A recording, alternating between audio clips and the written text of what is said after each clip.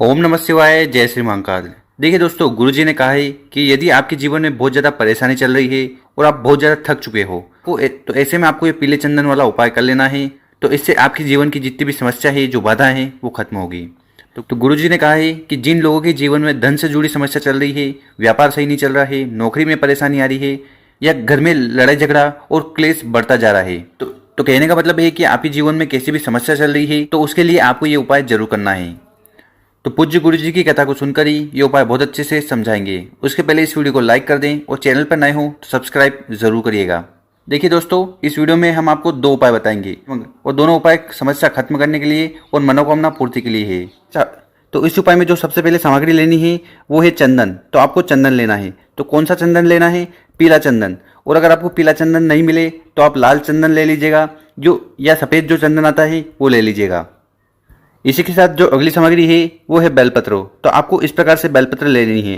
कितनी लेनी है? मात्र 1 बेलपत्र लीजिएगा। और जो बेलपत्र लो वो कहीं से भी खंडित नहीं होनी चाहिए, और क्योंकि कोई भी खंडित चीज़ शिवलिंग पर नहीं चढ़ती। और गुरुजी कहते हैं कि अगर आपको बेलपत्र नहीं मिले तो शिव मंदिर जाइएगा, शिवलिंग पर चढ़ी हुई बेलपत्र को उठाइएगा, शुद्ध जल से धोइएगा और उपाय में उपयोग कर लीजिएगा।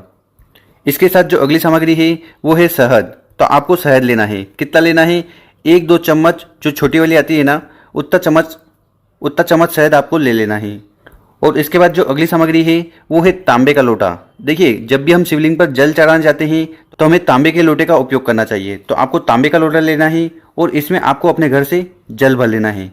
गुरुजी कहते हैं कि विशेषकर जल को आपको अपने किचन से भरना चाहिए, क्योंकि वहाँ से जल भरकर शिवलिंग पर चढ़ाते हैं तो इससे हमारे घर के जो दोष होते हैं, जो समस्या होती है, वो खत्म होती है।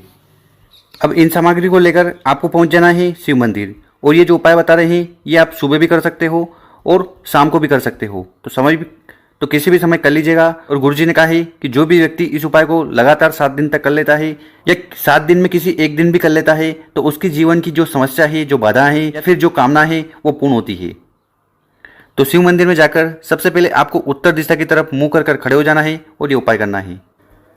तो सबसे पहले जो आप जल का लोटा लाए थे, उस जल के लोटे को उठाना है और उसको आपको शिवलिंग के ऊपर समर्पित कर देना है, श्री शिवाय नमस्तुभ्यम का स्मरण करते हुए। साथ ही साथ आपको जो भगवान शिव का प्यारा नाम लगे वो भी आप ले सकते हो। कुंदकेश्वर, जैसे कि कुंदकेश्वर हो गया, हाटकेश्वर हो गया। और इसके साथ गुरुजी जानकारी देते हैं कि जब भी शिवलिंग पर जल चढ़ाएं तो उस समय हमें 11 बार श्री शिवाय नमस्तुभ्यम का स्मरण करना है। साथ ही साथ आपके मन में जो भी कामना है, जो भी इच्छा है, या जो भी समस्या चल रही है, वो चाहे धन से हो, दौलत से हो, व्यापार से हो, नौकरी से हो, वो कामना आपको कह लेनी है। और इसके बाद आपके पास बेलपत्र है, पीला चंदन है और शहद है। तो इनसे हमें उपाय करना है। तो क्या करिएगा? सबसे पहले आपको ये जो शहद है इसको आपको अपनी उंगली में लेना है और जो बेलपत्र है उसके ऊपर समर्पित कर देना है, उसके ऊपर लेपन कर देना है। तो लेपन किस उंगली से करना है वो देख लीजिए। देखिए, यहाँ पर आप स्क्रीन पर देखिए, ये जो उंगली होती है इसको अनामिका उंगली कहते हैं। तो इस उंगली में आपको शहद लेना है और शहद लेने के बाद ये जो बेलपत्र की बीच वाली पत्ती है, जो बड़ी पत्ती है, इस पर आपको उस शहद से अच्छी तरह से लेपन कर देना है, क्योंकि बेलपत्र की ये जो बीच वाली पत्ती है इसको हम शिव का रूप देते हैं। तो यहाँ पर आपको सबसे पहले उस शहद से अच्छी तरह से लेपन कर देना है। और ये जो लेपन करना है ये आपको बेलपत्र की चिकनी साइड पे करना है। और नीचे वाले जो 2 पत्तियां बची है इस पे आपको क्या करना है? पीले चंदन का लेपन करना है। तो सबसे पहले आपको पीला चंदन घोल लेना है पानी डालकर और उसके बाद लेपन करना है। और नीचे वाली जो दोनों पत्तियां हैं उनके ऊपर आपको इस प्रकार से लेपन कर देना है पीले चंदन से। ठीक, आपके पास पीला चंदन है तो उसको आप पहले पानी में घोल लीजिएगा और घोलने के बाद आपको उसका इस प्रकार से लेपन कर देना है। लेपन कर दिया, इसके बाद क्या करिएगा? इसके बाद आपके पास है शहद। ठीक है, तो इस शहद को वापस आपको अपनी अनामिका उंगली में उठाना है। और उठाने के बाद ये बेलपत्र की जो बड़ी पत्ती होती है जिसको हम शिव भगवान का रूप देते हैं, उस बेलपत्र की बड़ी पत्ती पर आपको शहद का लेपन कर देना है।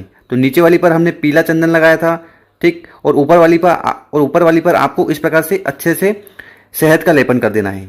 कर दिया। और इसके बाद जिस बेलपत्र पर आपने चंदन और शहद लगाया है उसको आपको अपने सीधे हाथ में रख लेना है। और रखने के बाद आपके जीवन में जो भी समस्या चल रही है, जो भी बाधाएं चल रही है, उसका स्मरण करना है। अगर आपके घर में धन से जुड़ी समस्या है, या फिर आपके व्यापार में बहुत ज़्यादा नुकसान हो रहा है, इसके साथ आप कई महीनों से नौकरी के लिए प्रयास कर रहे हैं पर आपको सफलता नहीं मिल रही है, इसके अलावा आपके विवाह का समय नहीं मिल रहा है, संयोग नहीं मिल रहे हैं और काम उल्टे बिगड़ते जा रहे हैं, ये सारी समस्या दूर करने के लिए आपको महादेव जी से प्रार्थना कर लेनी है। और ये जो बेलपत्र है इसको आपको उठाकर शिवलिंग के ऊपर समर्पित कर देना है, कुछ इस प्रकार।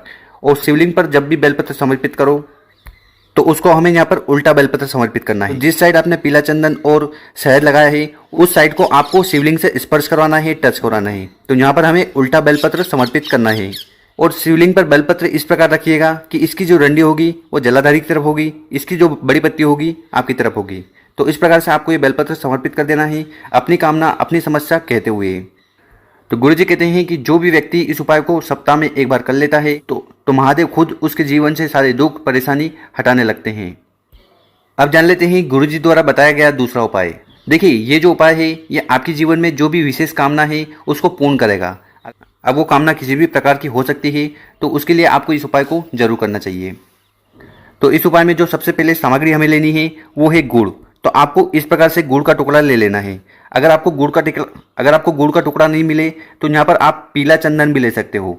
तो ये आपके ऊपर है, अगर आपको गुड़ का टुकड़ा मिल जाए तो वो ले लीजिएगा, और अगर पीला चंदन मिले तो वो ले लीजिएगा।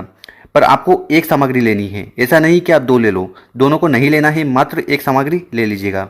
इसके साथ आपको तांबे का लोटा लेना है, और तांबे के लोटे में आपको अपने घर से जल भर लेना है।